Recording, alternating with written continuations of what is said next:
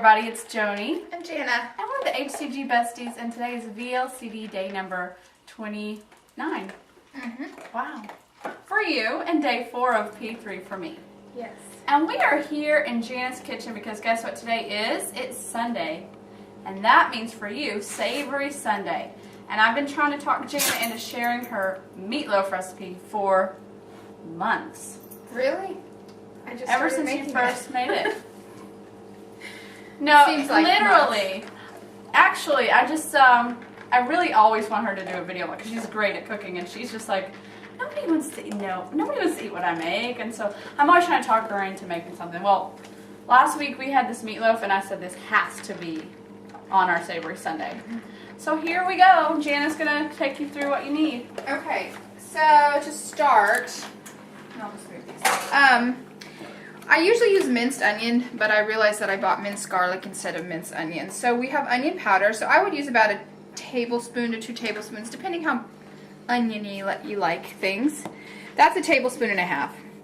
Then I do a big heaping tablespoon of this brown sugar. The brown sugar blend by Splenda. You need an egg. You need, and let me show you. This is what I use. The Hunt's sauce, and I use the basil, garlic, and oregano. Okay, you can buy it without that. You can buy just the plain tomato sauce, but I actually bought this by mistake, and it turned out much better. It's the same stuff with all the seasonings in it. Yeah. Perfect. Then you need Melba toast, and if you only have 2 a day, then go ahead and have 8 of these. And I just put it in a magic bullet and make it, so it's all like breadcrumbs, like. And I've already done that. So then, and you measure out 4, because this will make 4 servings. 4 servings of the ground beef, and this is the lean. How lean? This is 93.7, which is usually what I buy, if I can find it. But we have our meat delivered, so, like I think we've already shown them that. Yeah. So it's organic, and that's what you want to stick with, the organic lean beef. Okay. So, Joni, you can help me. We're going to put in the onion powder. Just sprinkle that in. I'm going to put in my 1 egg. And then I'm going to put in 1 can. You want to pour 1 can in there. 1 can of the tomato sauce, and actually I'm going to do just a little bit more than 1 can. So like... Are you a stickler for getting it all out? I am. And then finally we're going to pour in our breadcrumbs. Okay? It already smells really good. Yeah. And we're going to mix it all up. Really. Good thing I'm wearing an apron. Goodness. Okay. Mix it all up really good. After you've mixed it all up, you're going to need to find a pan that can go in the oven. And this is not the most adorable pan. It's like purplish, bluish. And it's like stone. Yes. It was a wedding gift, so you don't need this type of But it's the pan, perfect but it is perfect size. So, do you want to set that down for me, Joni? And otherwise, I might spill it. Yeah, we don't want that. So, I just kind of get it all to the side, and then I just scoop it right into the pan. Thank you. That's what assistants are for. And then you want to kind of, we gotta get it all out. Get it all stickler for getting it all out. I'll have the best. All right, that's good. Okay. Especially when you only have 3.5 ounces for crying out loud.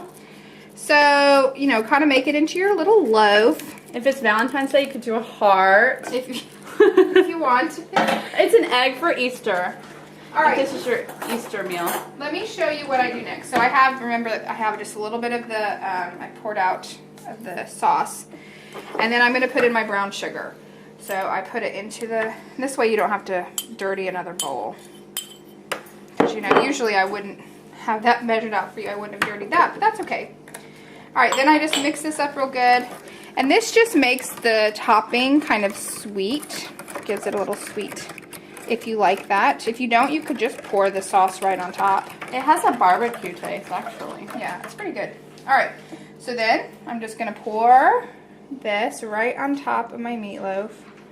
Get it all out. I want to cover this completely. You're missing some over here. I get it? Okay. So I already preheated the oven to 350.